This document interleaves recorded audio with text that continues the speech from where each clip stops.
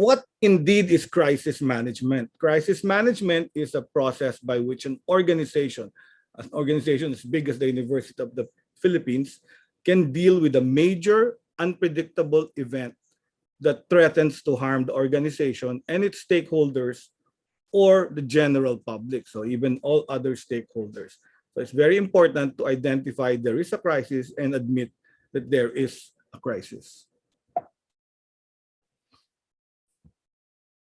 So the best way to approach crisis is really to be able to plan for it, and that involves several steps. And I've highlighted here several of the steps that each one of your crisis committees that have been formed should be starting to do.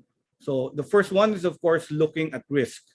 Risk is the potential of an emergency. So anything that can harm your stakeholders, you need to do a risk assessment. I will show some examples later in my talk.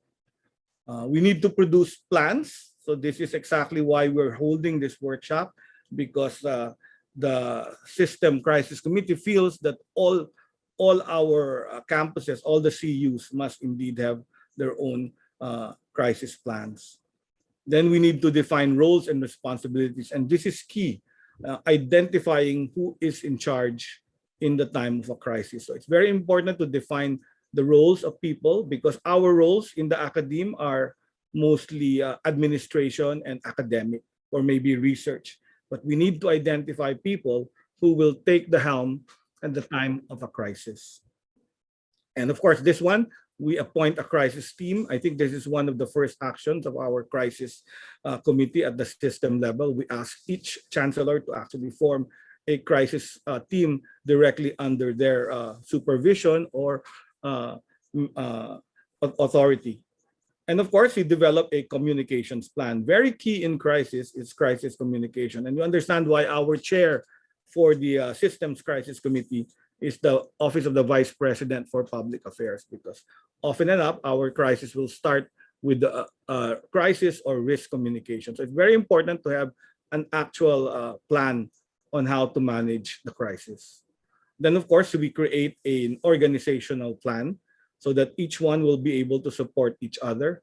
So that as the crisis will grow into an emergency, you will need assistance and you will need help that may not be local to your particular constituent university. So you need to have support from the others. For example, if you need ambulances and healthcare, it may be provided for by UP Manila, etc. If you need some scientists, maybe it will be provided for by the College of Science of Diliman, for example. Now, you need to create a crisis-ready culture. The Filipinos are long been living in 7,600 islands that are, really a part of disaster. And we have our crisis culture is bahala na, diba? But we have the bahala na attitude, and it's very important to change that culture in your organization. Be able to create a crisis-ready culture. Some call it a safety culture because that's probably more positive.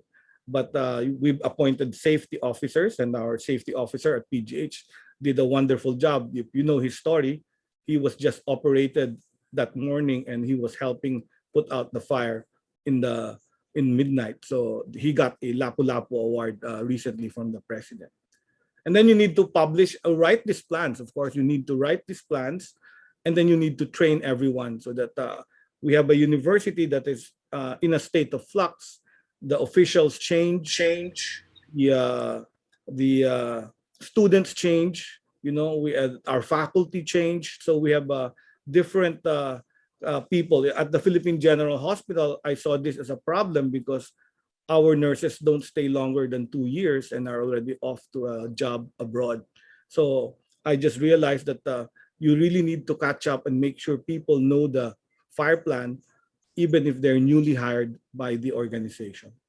And of course, you need to test and review. The important thing is to review. For example, PGH had a fire. So they've had a hot debrief already of that particular crisis.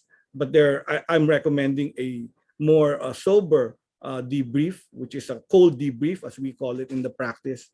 And the cold debrief will find out how they can develop and improve response to that kind of a crisis and be able to allow everybody to learn from that.